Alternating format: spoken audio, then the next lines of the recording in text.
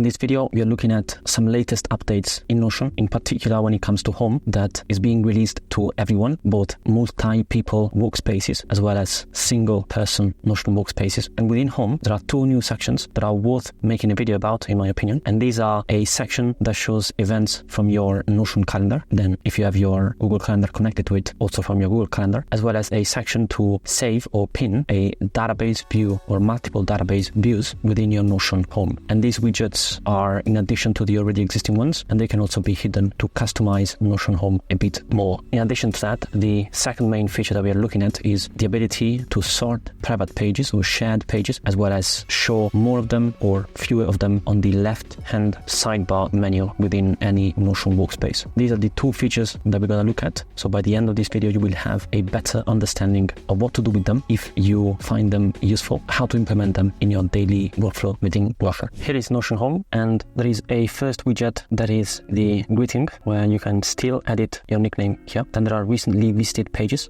At the top right corner, there are 3 dots where you can set the home page as a default page whenever you open Notion. And you can also show and hide widgets, at least some of them or most of them. For example, you can't hide recently visited pages right now, at least, but you can hide all of the other widgets available right here. There is a new widget that is upcoming events. These are pulled automatically from Notion Calendar. Some time ago, I recorded a video showcasing Notion Calendar and what you might or might not do with it. So you can find it linked here at the top or in the description of this video. And whenever you use Notion Calendar, you can then sync that calendar here within this widget. And when you do so, you will see your events in a list format, just like this, that you can scroll, and that you can also customize a bit more from the 3 dots menu, where you can select what calendars you want to show, and you can either mirror the calendar app, that is Notion Calendar, and this will mean that all the calendars that are visible in your Notion calendar will be displayed here. Otherwise, you can untoggle this and then hide or show specific calendars that you want to see in your Notion Home. But still, in your calendar app, you will see the settings as you set them originally within Notion Calendar. You can then select what kind of events you want to show, and in particular, what period of time. So it could be only today's events, which is the current setting that I have, today and tomorrow, 3 days or 1 week. If you change the settings here, you will still see the same exact view. So it's a scrollable list view. The only thing is that more events are going to be displayed right here. And you can see here, there is the date and then the events on the right hand side. Whenever you click on an event, you can see there is a URL here at the bottom left corner, and that URL is the URL to the Notion Calendar event. So if you click on it, this will directly open the Notion Calendar event in here in a new tab, and from that you can then edit the event on the right hand side here as you would normally within Notion Calendar.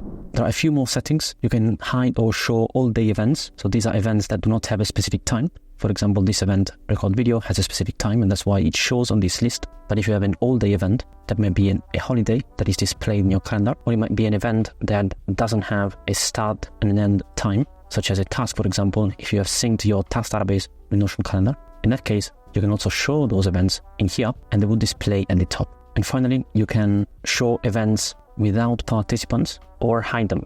So if an event has a participant, that usually means it is a meeting. So if you only want to show meetings on this view, then you can hide events without participants. And you can also hide or show events with a location or conferencing link, that is Zoom, Google Meet, or other tools. So in the same fashion, similar to participants, this setting allows you to essentially define if you want to show only meetings or also other events that you have in your calendar. You can also hide this widget from home, either from here or from the 3-dot settings.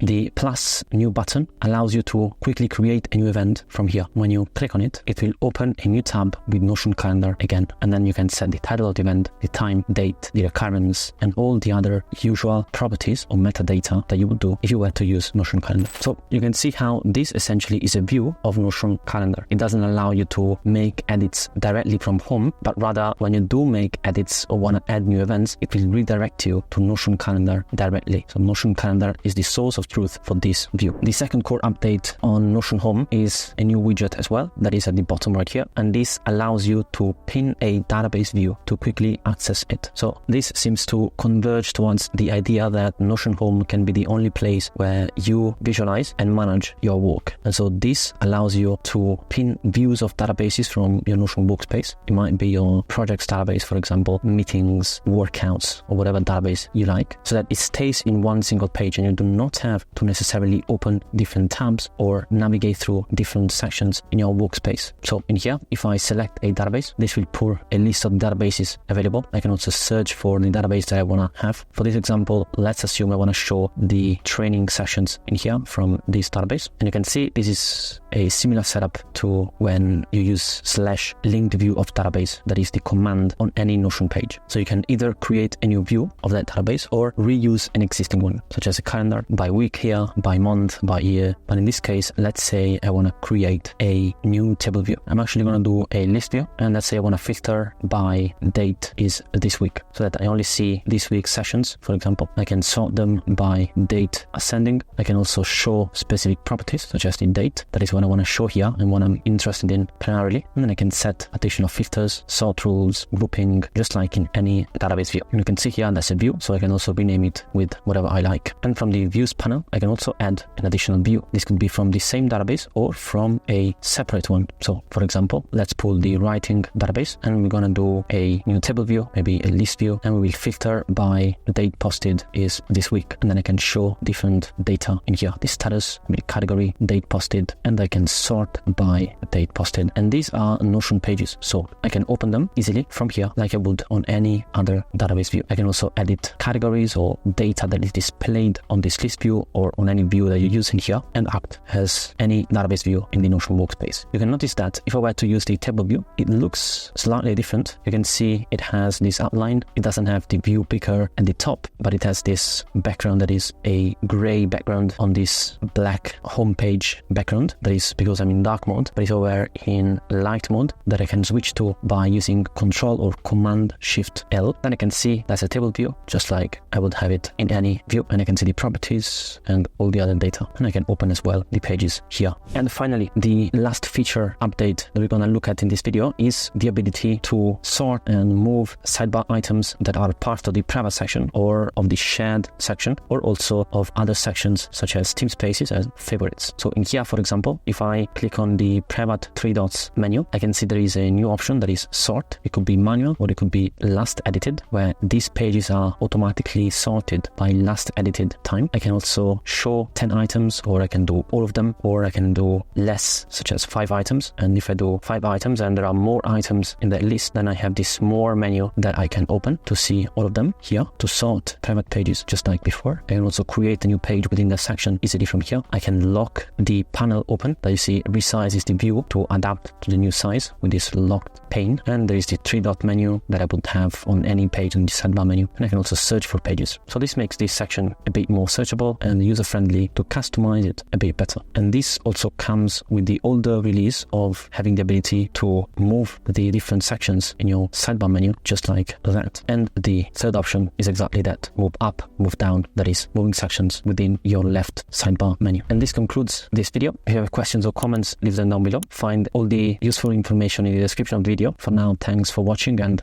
see you soon.